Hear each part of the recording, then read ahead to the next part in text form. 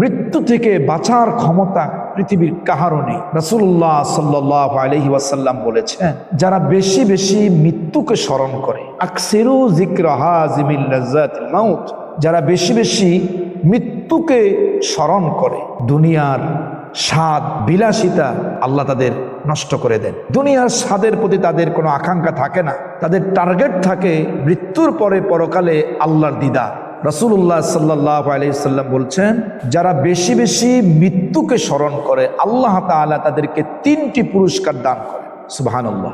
যারা মৃত্যুকে বেশি বেশি স্মরণ করে আল্লাহ তাআলা তাদেরকে 3টি পুরস্কার দান করে।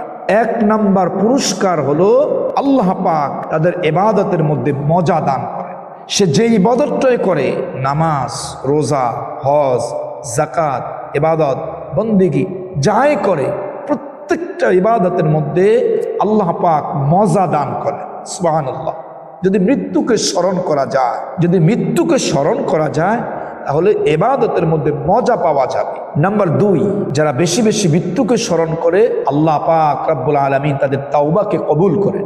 সুবহানাল্লাহ। আল্লাহ যদি তাওবা কবুল করেন তাহলে বান্দাকে আল্লাহ নিষ্পাপ বানান, আর নিষ্পাপ বান্দার জন্য আল্লাহ তাআলা জান্নাতে তার জন্য বাসস্থান তৈরি করে রেখেছেন। সুবহানাল্লাহ।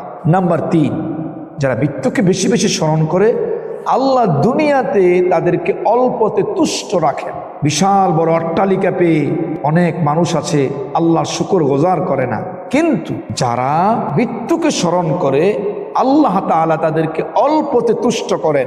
সে দুনিয়াতে যায় পাক, কম হোক কিংবা বেশি হোক, যতটুকুই পায় সে তুষ্ট থাকে। তাহলে আসুন মৃত্যুকে আমরা বেশি বেশি স্মরণ করি। মৃত্যুকে যদি আমরা স্মরণ করতে পারি, আমাদের তওবা কবুল হবে এবং আল্লাহ তাআলা ইবাদতের মধ্যে মজা দিবেন এবং অল্পতে আল্লাহ পাক আমাদেরকে তুষ্ট করবেন। আল্লাহ পাক আমাদের সবাইকে মৃত্যুকে বেশি বেশি স্মরণ করার তৌফিক দান করুন। আমিন। আসসালামু আলাইকুম ওয়া রাহমাতুল্লাহি ওয়া বারাকাতুহু।